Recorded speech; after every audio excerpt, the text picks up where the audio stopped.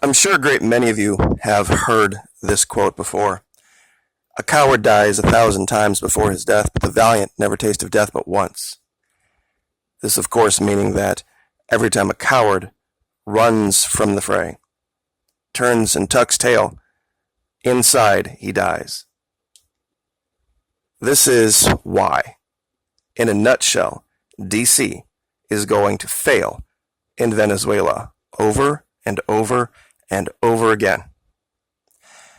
The people that they have decided to throw their lot in with, meaning DC, are cowards. The first time things got really tough in their country, things got really hard in their country, they didn't do the hard work of uncovering the real reason. DC's sanctions, DC's sabotage and siege economically of that country. They took the easy way. They took the coward's way and just decided to point fingers and blame evil, terrible, horrible socialism. And while we're on that, I guess in a sense, those who love to run out that socialism always fails garbage, in a sense they're right, because if your definition of success is that you get insanely wealthy with the help of the government at the expense of your neighbors, then yeah, absolutely, socialism will fail if that is your goal. If your goal is chasing wealth in this world, if your goal is just the promotion of you and you alone, while everyone around you can just be damned and suffer, yeah, you're right. In that sense, socialism will fail. I'd like to share a picture with you guys and let you kind of soak it in. See, the person on the right has been lied about, reviled, been attacked, suffered. The entire economic system of their country has been brought to shambles by DC's policies. And the person on the left believes they're the one that's suffering. That's Fabiana Rosales on the left, the wife of, failed first female Fabiana Rosales, wife of random guy named Juan. This is why DC will fail. Because the people on the right, they have already suffered. They have already stuck with it when it got tough. They know how to stand with each other when things seem like they're at their darkest. They don't fracture into little groups like the people on the left here do. That's their problem. And you can look that up if you think I'm not kidding. The problem with the people on the left, the reason they didn't run in the last election, was because they are fractured. They all know they disagree with Chavismo, but they can't put aside their own little personal petty differences to pick one candidate to run. That's why they lose. Because they're cowards. Because they're selfish. Because their only concern is themselves and their well-being. What they're not telling you about Venezuela is that even if Nicolas Maduro would step down today, you think things are going to get fixed tomorrow? Absolutely not. And these people will expect that. That's the problem that not even a random guy named Juan sees. That he's not going to be able to fix things. Oh, sure, he might have DC on his side and they might lift some sanctions. But guess what happens? He's now made himself an enemy of China and Russia. But he doesn't have the fake petrodollar to lean on like we do. And if he thinks things are going to get any better anytime soon, soon enough for the people in Miami, he's got another thing coming. If you had to assign this quality to one group or the other, down there, which one would it be? Which group do you think would be more likely to sacrifice their own well-being for their neighbor's well-being? I think we know the answer to that, don't we? Who would you want in a foxhole with you? If it got right down to it, and you were on your last legs, let's say our economy had failed, and we were 3 or 4 months into it, and you are on foot and all of a sudden over the next rise, you see a group of people. Would you be hoping that they're capitalists? Free market folks?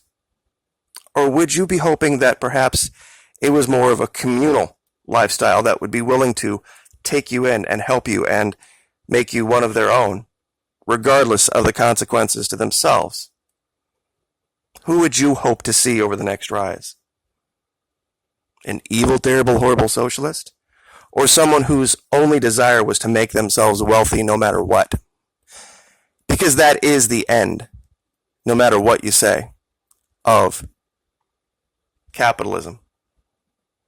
There's always going to be somebody show up who wants to be a little bit richer, who wants to be a little bit better off, and they don't care whether it's at your expense or not.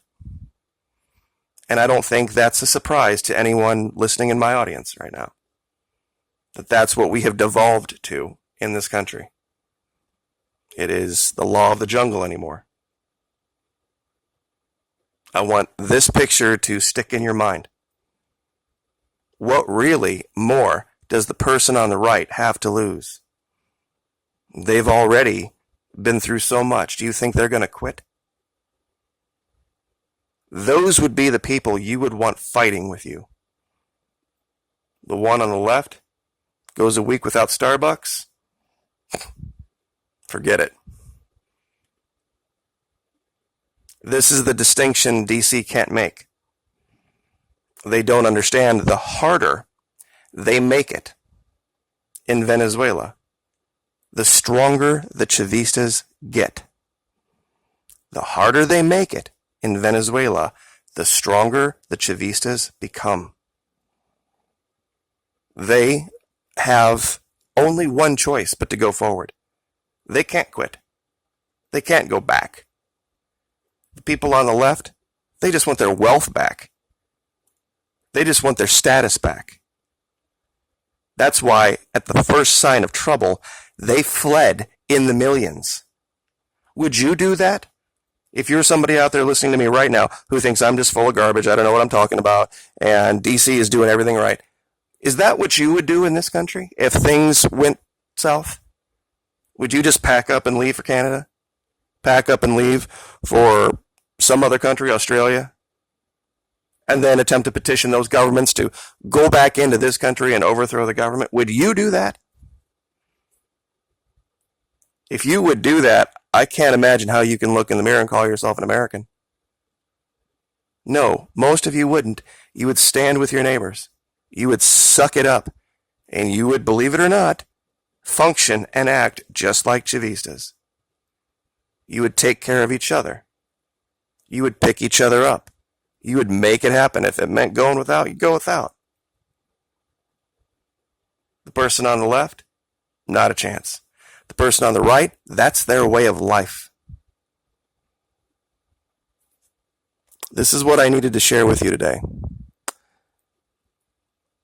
That we have a very clear distinction now between who really should be leading that country.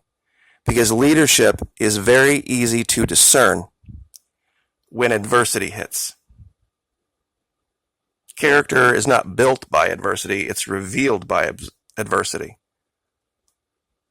And we are now seeing the character of a random guy named Juan versus the character of President Nicolas Maduro. If he were truly just some corrupt drug dealer who was only in it to enrich himself, you don't think he's probably already had financial bribes, already had offers? I know Vladimir Pedrino has, the leader of their military.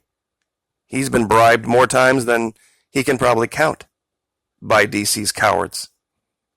And still, he stands by what he believes to be right. When you side with cowards, you are destined for failure. Absolutely, totally, 100% of the time, it never fails. And if you had to make a distinction right now, who's a coward? Who's not? Who's a hero? Who's somebody you would want in your foxhole? Which one? Like, share, subscribe.